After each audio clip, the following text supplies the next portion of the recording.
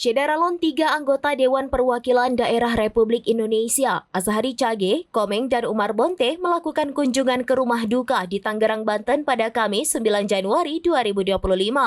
Kunjungan ini bertujuan menyampaikan bela sungkawa dan memberikan dukungan kepada keluarga korban penembakan di kilometer 45 yang terjadi beberapa hari lalu. Mereka diterima oleh anak-anak almarhum Ilyas, Rizky Agam, dan Muhammad Agam, serta istri almarhum. Dalam kesempatan tersebut, para senator menyampaikan rasa duka cita mendalam atas insiden yang merenggut nyawa Ilyas dan melukai seorang korban lainnya, Ramli, yang saat ini masih dirawat di Rumah Sakit Cipto Mangunkusumo atau RSCM Jakarta. Setelah mengunjungi rumah duka, para senator juga menjenguk Pak Ramli, korban selamat dari penembakan yang masih menjalani perawatan intensif di RSCM. Pak Ramli yang merupakan anggota Asosiasi Rental Mobil Indonesia atau ARMI telah menjalani operasi pengangkatan proyektil peluru. Kasus penembakan ini menyisakan luka mendalam bagi keluarga korban dan masyarakat luas. Para senator menegaskan komitmen mereka untuk terus memantau dan mengawal perkembangan proses hukum agar keadilan benar-benar ditegakkan.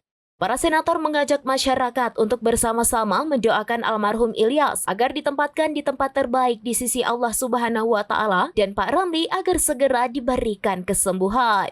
Dari Jakarta, Fikar Weeda, serambinews.com. Sebagaimana kita tahu bersama, dari mulai sejak awal kita sudah mengawal dan memantau kasus ini. Mudah-mudahan seperti sudah berulang kali kita sampaikan, keadilan benar-benar didapatkan oleh keluarga korban, agar karena ini sudah menjadi perhatian seluruh masyarakat Indonesia.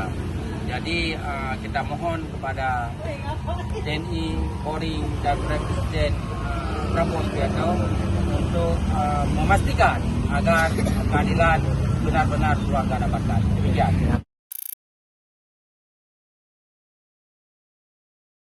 Download Tribun X sekarang, menghadirkan lokal menjadi Indonesia.